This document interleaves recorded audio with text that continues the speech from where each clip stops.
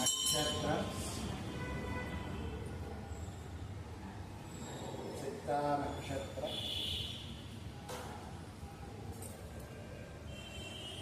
ప్రధాన అటు నుంచి దిగాలి.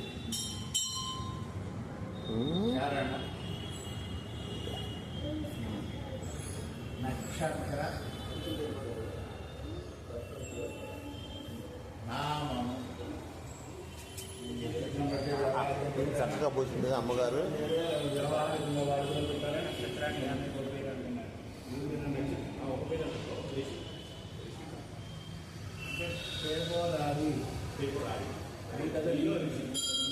వీళ్ళకి వెళ్ళారు మీరు ఋషిత్ అని చెప్పని రాజు అనుకుంటున్నారు.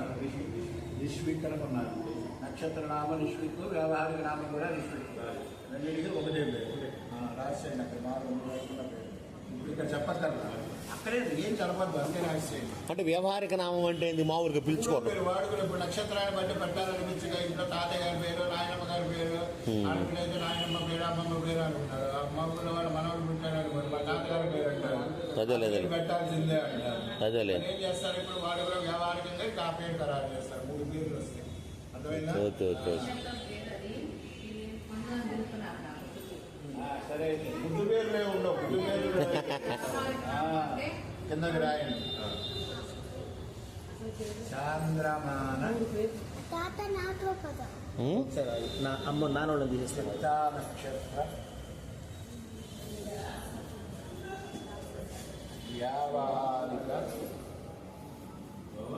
వ్యావహారిక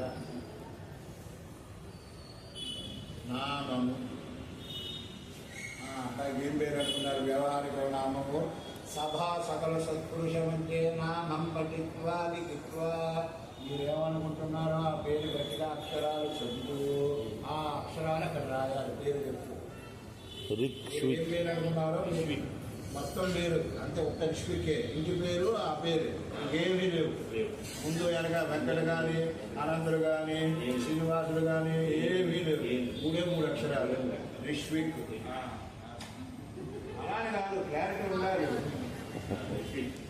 మళ్ళీ ఎవరి ముందు రాదున్నది ఎందుకు రాయించలేదు అడిగారు అనుకో, పెద్ద నేనే సమాధానం చెప్పాలి. రిక్షిక్ మీనింగ్ చెప్పండి మీరు. రిక్షిక్ మీనింగ్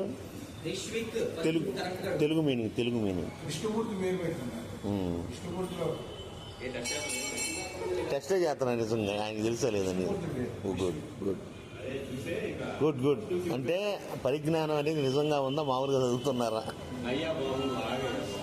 లేదు, తప్పండి, తప్ప.